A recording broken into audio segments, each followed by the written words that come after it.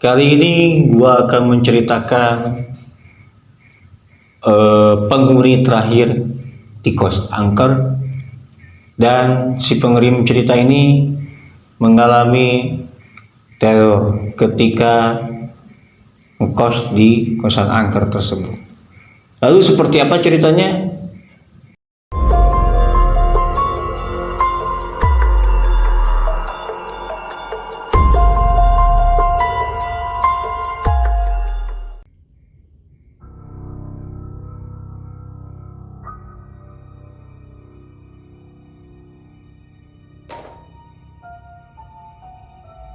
Assalamualaikum warahmatullahi wabarakatuh. Sampurasun. Balik lagi bareng gua Fikri Taufik di Rumah Gudang Misteri. Kali ini gua akan menceritakan penghuni terakhir di kos angker, dan si pengirim cerita ini mengalami teror ketika ngekos di kosan angker tersebut. Lalu seperti apa ceritanya? Jangan lupa di subscribe channelnya Rumah Gudang Misteri, dan kalau misalnya kalian mempunyai cerita horor atau ingin menjadi narasumber di Rumah Gudang Misteri, bisa DM ke Instagramnya Rumah Gudang Misteri.official. Kita masuk ke ceritanya. Jangan dilanjutkan kalau kamu penakut.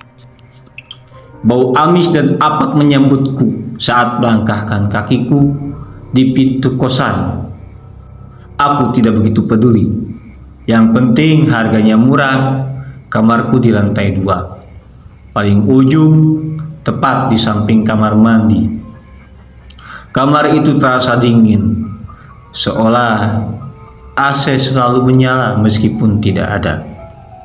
Sebuah jendela besar menghadap ke halaman belakang, tetapi aku tidak bisa membukanya. Itu terkunci dari luar. Malam pertama, aku terbangun karena suara bisikan. Suara terdengar sangat dekat, seolah ada seseorang di samping tempat tidur. Aku tidak bisa membedakan apakah itu suara laki-laki atau perempuan.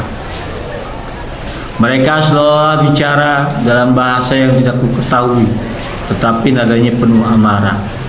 Saking kesalnya, aku berteriak, "Diam! Pergi!" Seketika semuanya sunyi.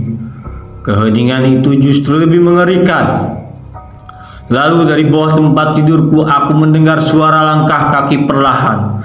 1 langkah, 2 langkah, seolah ada seseorang yang keluar dari bawah sana, dan kini sedang berdiri di samping tempat tidurku. Jantungku berdegup kencang, seluruh tubuhku terasa kaku. Puncaknya terjadi pada malam ketiga. Aku tidak bisa tidur sama sekali. Tiba-tiba televisi lama di pojok kamar menyala dengan sendirinya. Layarnya hanya menampilkan bintik-bintik putih, tetapi suara sangat jelas. Itu adalah suara bisikan yang sama. Kini terdengar seperti paduan suara. Aku langsung mencabut kabelnya, tetapi suara itu tidak berhenti. Aku melompat dari tempat tidurku, bergegas ke pintu. Kunci pintu terasa sangat berat, seolah ada yang menahannya dari luar. Aku panik, mencoba sekuat tenaga memutar kunci. Di tengah kepanikan, aku melihat pantulan diriku di jendela. Di belakangku berdiri sosok pucat dengan rambut panjang yang menutupi wajahnya. Jantungku terasa jatuh ke perut. Sosok itu tidak bergerak, hanya berdiri di belakangku. Perlahan, bayangan di jendela itu mengangkat tangannya, seolah menyentuh pundakku dari cermin.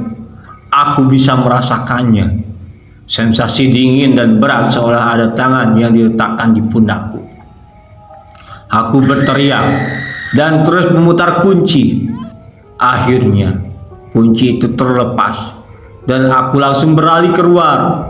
Bahkan tanpa membawa barang-barangku. Aku tidak pernah kembali ke kosan itu. Setiap malam, aku masih bisa merasakan sentuhan dingin itu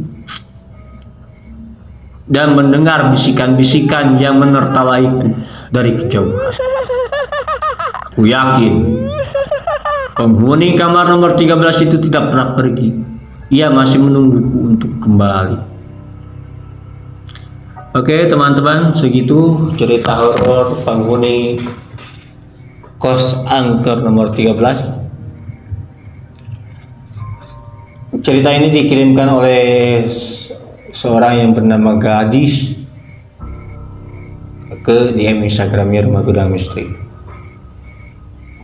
Percaya atau tidak itu hak kalian. Seseram apapun pengalaman horor kita, akan lebih seram kalau kita tidak punya uang. Assalamualaikum warahmatullahi wabarakatuh. Sampurasun.